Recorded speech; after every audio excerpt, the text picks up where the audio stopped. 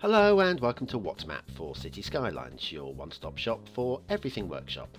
There are thousands of items on the workshop now, so finding the right one for your next city build is a huge task. So each day, Monday to Saturday, we'll review some using our 5-star rating and the coveted seal of approval. So join me, fellow Skylines explorers, as we venture out to today's new land. Who am I? I'm BonBonB, and you are very, very welcome. Come here now, girl.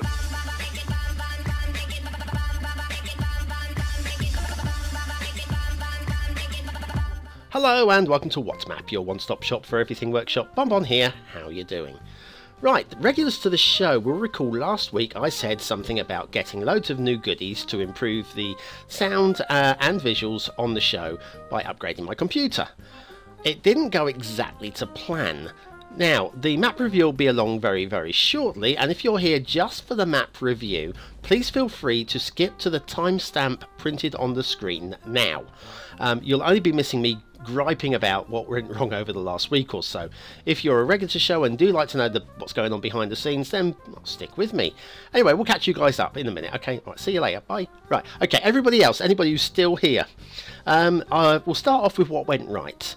I ordered a 2 terabyte solid state hard drive. Well, that turned up beautifully. I haven't installed it yet. Well, I'll get to that in a minute. I'll get to the reasons why. But yes, it's better to have 2 hard drives than 1 in case of failure. Also, writing to one and writing to the other, and loads of extra storage space. Believe me, I'm deleting over 200 gigabytes of video recordings every single week.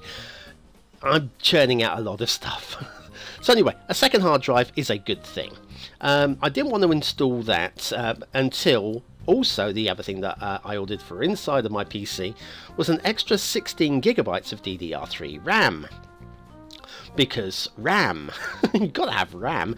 I run on 16 anyway, which is fine, but when you're recording as well and you've got a lot of assets on the go, which believe me I have, because every week I'm adding new assets and I've got to delete them, and it's just getting out of hand. And sometimes I'm running on 93% of system resources of RAM. You know, it's touch and go sometimes, and that might be a reason for sometimes some of the slow refresh rate on the videos. So anyway, long story short, I thought, you know what, let's get some extra RAM. I'm going to max out my system at the 32 gigs that most of my motherboard will accept, which would be great, and we should be fine. It should be future-proofed for a little while. And what I'm going to do is I'm going to put in the RAM on the same time. I'm going to open up my system twice. I'm going to do it once. I'm not going to muck around here. I'm going to do it. So anyway, ordered the hard drive. Hard drive turned up. The RAM was due to arrive on Friday and didn't. Or by Friday. I take that back. By Friday and didn't. When I checked the shipping information and checked online, it was actually due to be delivered on Friday by 9 PM and didn't arrive. It's now due to arrive any time between, well, Saturday, which is now gone, and I can't remember the exact dates, but we're talking a week. Anything up to a week, and hopefully it'll be delivered at a time when I'm here, because it's going to be very inconvenient otherwise. So yes, so my RAM didn't turn up, so I've got my hard drive sat on the table waiting to be installed, and yeah, that was the plan. So anyway, let's move on to the next thing. Better sound. Now, I'm currently using a Turtle Beach headset, gamer's headset, which is the best mic I've ever used. I've used a webcam mic before, and I had a headset before which was cheap and nasty and very tinny. And if you ever find some of my old videos, you might hear the sound is vastly improved from those days. But of course, a studio mic would be far, far better. So I ordered one of those, an NT1A, yeah, that's right, a Rode NT1A studio mic. Very nice it is too. Unfortunately, I didn't realise it was going to need an interface. A what? Yes, an interface. Of course, I assumed it would be a USB compatible, but it isn't. You've got to buy a thing that will plug into, and yeah. So we're talking, well, I mean, the brand new proper pricing is about 100 quid, £100. I've found one for, well, I found a couple for about £30. You know, refurbed, should work fine. I haven't yet ordered it, but yes, I've got to get one of those before we can go any further. What's a bit of an inconvenience, isn't it? Now, I was also treating myself at the same time to some new headphones, because at the moment I'm recording using Turtle Beach headphones with built-in mic. You can't see this, but I am. They're broken. The headband part at the top is snapped, where I had a minor swivel chair accident rolling over them. Oh crikey, getting on for a year ago now. Completely severed the plastic sides, and the headphones themselves were just hanging on by the wires. And that was not good. It's not good at all. I promise you, it's not a good thing. So anyway, I fixed them up with lots of electrical tape so that they're relatively secure. However, they don't snugly fit to the ear anymore. They don't have that proper clamping effect on the ear. So for the last year, and you may laugh all you like, but I've been recording wearing a beanie hat over the headphones to hold them securely against my ears. Basically, treating it like having a headband, only a full. But we're in the middle of a heat wave in the UK at the moment. I'm talking to you wearing a beanie hat, and it's about 30 degrees outside. What? Anyway, so I ordered these headphones, and they come with mic, built-in mic, but the mic is detachable, and I do fully intend to detach the mic and use the proper studio mic. So that'd be a good thing, yeah? Yes, they're on the same dispatch as the 16 gigabytes of RAM that haven't turned up yet. So, dagnabbit to that as well. Finally though, this did turn up. Right, I have been using, as games controllers, the generic Chinese imports. I'm guessing they're Chinese. Take it back, don't want to slur the Chinese, but they're almost certainly made in China. The PC compatible Xbox 360 style games controllers. And I tend to find they normally last me about, I don't know, 6 months before. It's usually the left directional waggle button works a little bit loose, and basically it doesn't reset to 0.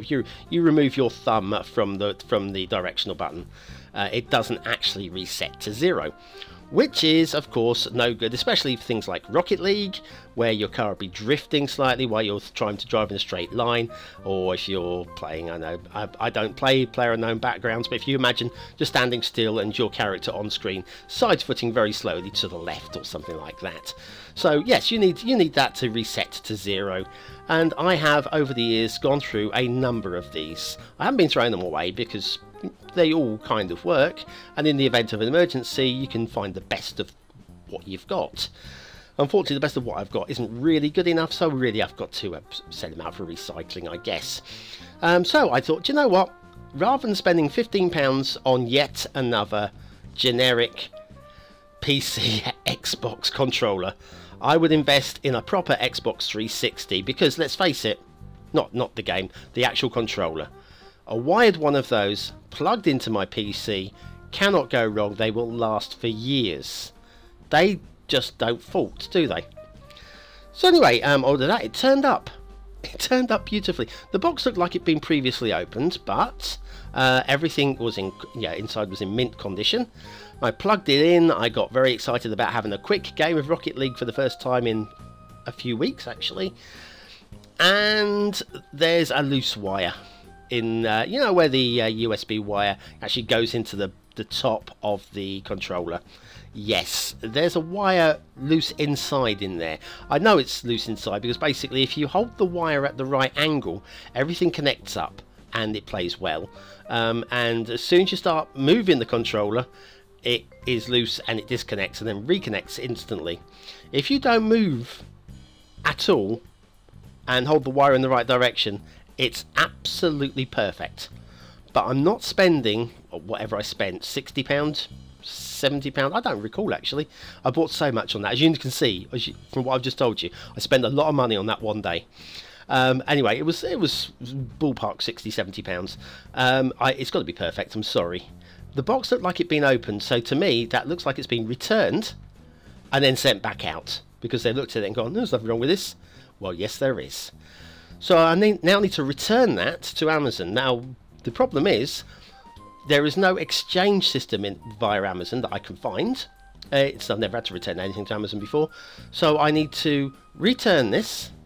They will refund me which can take up to 7 days apparently after it's been returned, and then I can buy another one. So that could be another 2 weeks, and I can't justify another £70 out while everything's being refunded. It's a pain in the backside. So I won't be doing anything that requires a games controller in the near future. So basically all of that is a farce. So all that money spent, several £100s spent on upgrades, and I've got a working solid state drive that I'm not going to install until the RAM turns up.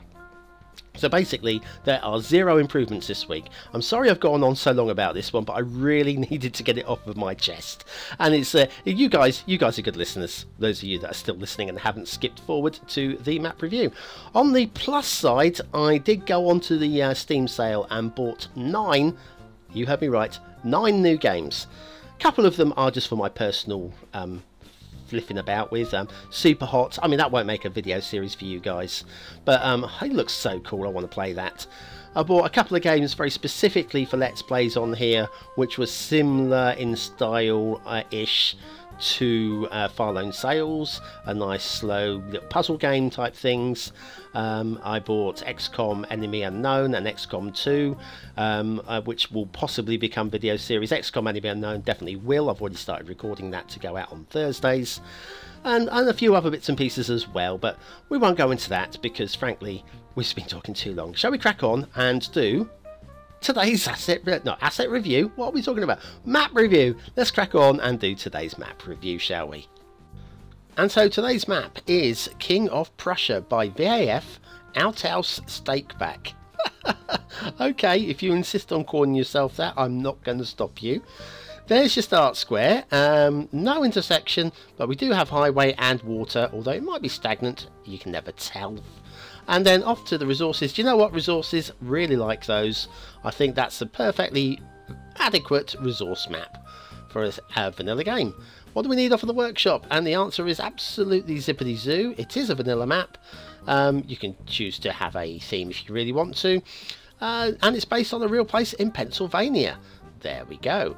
Montgomery County, I think that was. Anyway, let's have a look. It's obviously taken off a terrain map. And then we've got this little bit. We are off in the fog, so I might let that go. That one. We'll let that one go. As long as everything else is better, I won't mind too much, because that was quite close to the edge. Right, so perfectly fine highways. Little bit uppy-downy. Right, are they bad uppy-downy? There's only one way to be sure. Let's pull off to the side in a second.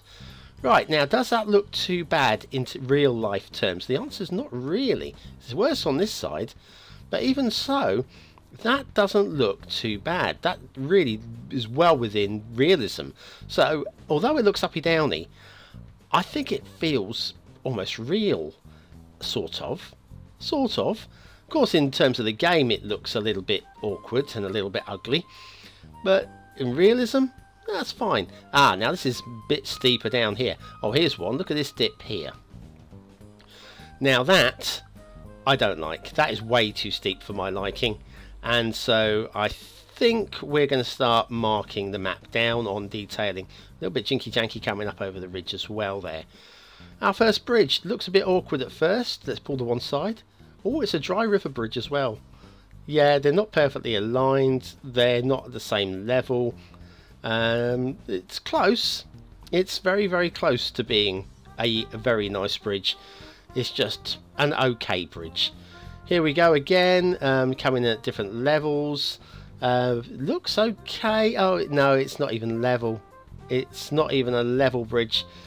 It's, once again, it's okay, but it's not good. So yeah, it's a bit another bit of disappointment.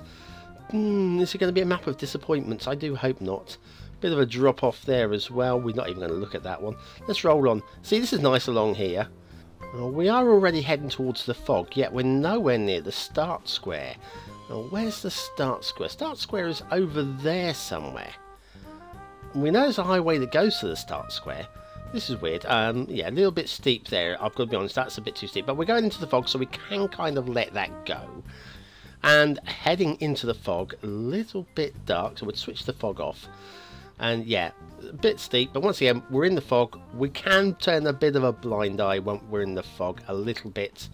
And there's that highway that goes off to the start square, so that was lucky, yeah. Okay, so down here towards the intersection, we've got two very ugly looking bridges. No intersection. What? What? How are we? Okay, we'll see where this goes first of all before we just jump off of the bridge to do a Knight Rider or what's the Dukes of Hazzard? What there? The General Lee, wasn't it? Do a General Lee off of the bridge there to head our way into. Yeah, they were ugly bridges, and there was no intersection either. Now this road is probably based on real life. It's obviously it's one road, which means doing an intersection off of this won't be a highway intersection. Will start causing traffic problems. We will have a look at that when we get to the start square. In fact, we might just drive through the start square and then come back and have a look at that. Yeah, we'll do that. But yes, the road looks fine actually, to be honest with you. I mean, it looks good. Bit of a drop down here before climbing up. That's an ugly thing, I've got to be honest with you. And the bridge, it's not level. It's not level again. It looks okay to a degree, but it's just not good. Structural engineers out there will be hitting their heads against brick walls. I've got to be honest with you. I do have a custom bridge, no, a perfect bridge tutorial. If you want to go and check out my tutorials, I'll show you how to get the perfect bridge every time. Oh, look at this. Oh my ick. Oh my ick. Well, I guess at least it wasn't a suspension bridge going over there. See, that's a little bit better.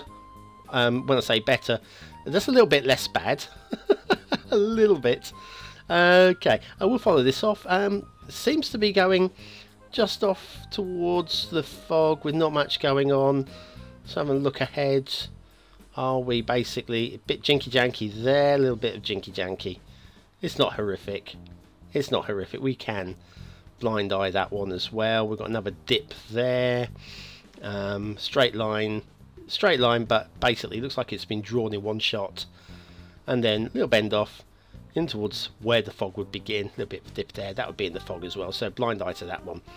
Let's go back to where the start square is and have a look at our intersection that would be. So there's your start square. If we come down here, we've got a bit of a drop down here. A bit awkward as well for getting into the start square. But let me do a little highway ramp off of here, just to show you what I mean by traffic. So yeah, little highway ramp, choose a highway, there it is, ramp there. And if we do this, you'll see that we're going to have traffic turning left off of the highway. Yes, I know it's an ugly ramp, okay. So yeah, we have highway traffic crossing across the highway. It's just going to be ugly. Now, if you're going to demolish any highway ramps, please do so carefully, because you'll cause that to happen. Oops.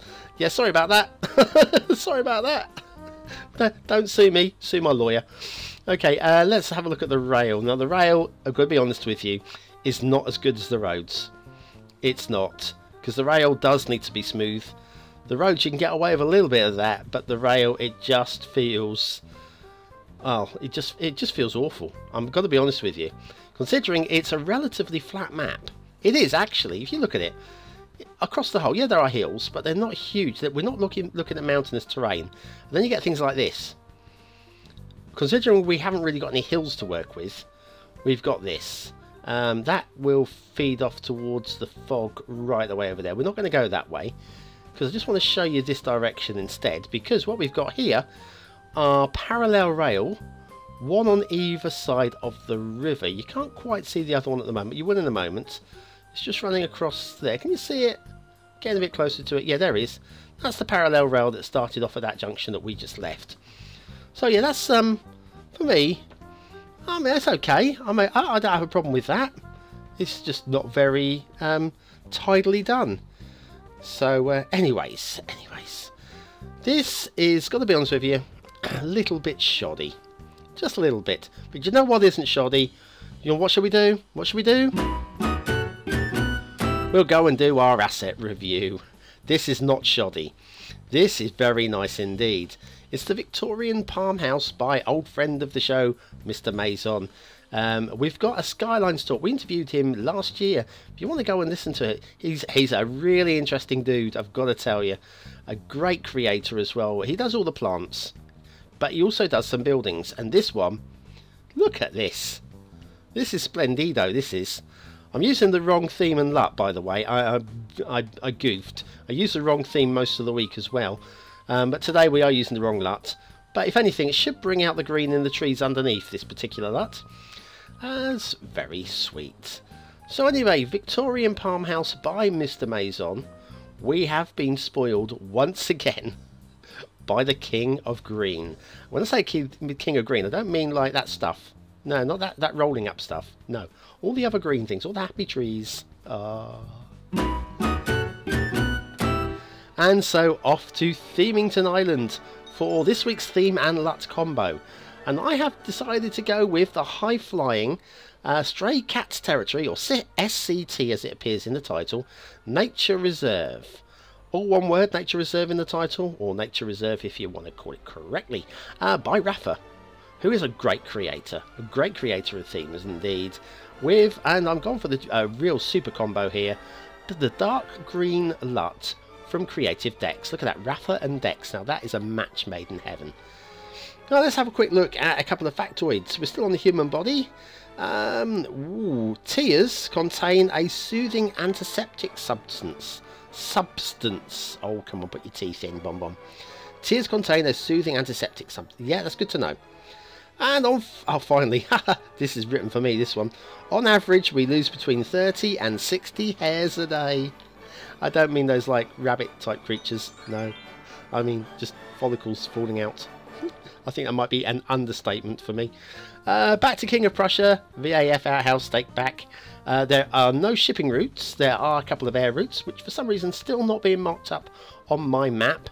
But they are there. They are there, I promise you. We have water flow down the little river. The big river, however, is a little bit slow. There is motion at each end where the water is coming in from the side of the maps, but it's not really flowing across the map. You can make out the arrows here. They are creeping along. Come down a little bit lower now. You can see the arrows pretty much faded out. There are a few, especially on the bends. There are a few marked up on the bends, coming back the other way there. So this is water pushing in the other way. So big river might be a bit of a problem, and that is your start square river.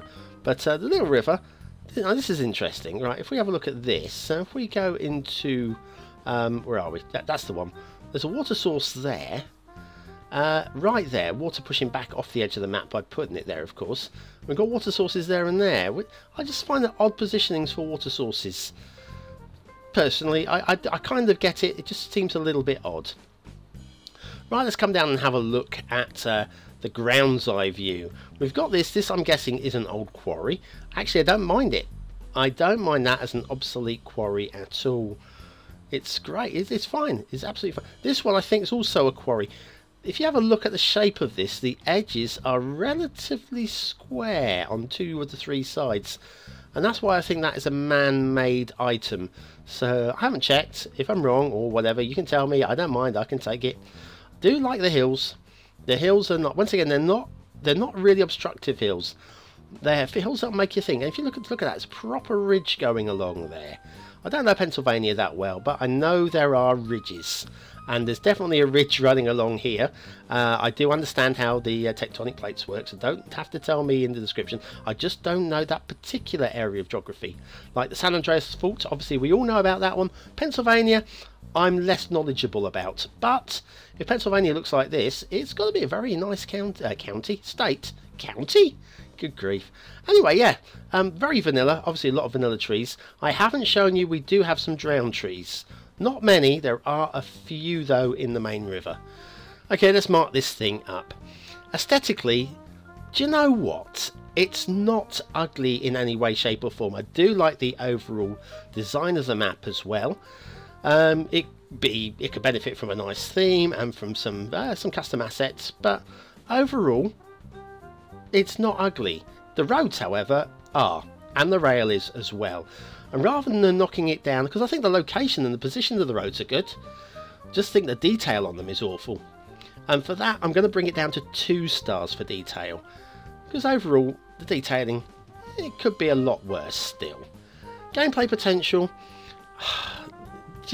I want to knock this down to 2 stars, but do you know what? I think I think it just about, and we're talking about just eases a 3rd star out of me. It needs quite a bit of work before it becomes a proper playable map, but there we go. King of Prussia by Outhouse Stakeback VAF, and that is today's map of the day. Right, join me tomorrow for a shorter map review where I won't be talking about my soddingly damned life, and we'll just crack on and do things straight away. And yeah, so join me for that. Join me tonight for map making with BonBonB. I haven't recorded it yet. It should be recorded in time to go out. If it's not, I'm sorry. I'm just a busy boy. And yes, thank you very much, everybody. Thank you very much for watching, and thank you for being, well, just such nice people. Have a great day. I'll see you very soon.